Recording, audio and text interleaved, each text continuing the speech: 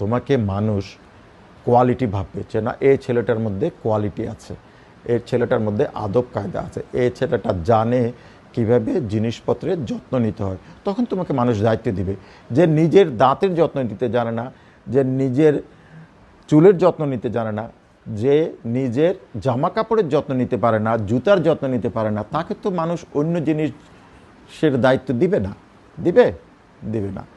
তাহলে আমাদের 4টা জিনিস মনে রাখবে: পরিষ্কার দাঁত, মাথা আঁচড়ানো, সুন্দর জামা কাপড়, আর জুতা পরিষ্কার করে রাখা। ঠিক আছে?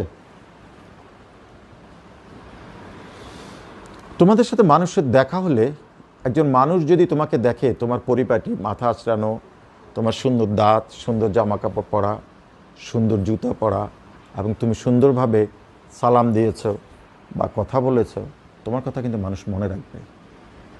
আর যদি তুমি নোংরাভাবে কাউকে সালাম দাও, কারোর সাথে দেখা করো, সে ওটাও মনে রাখবে, ও ওই ছেলেটা, ও তো নোংরা চলে।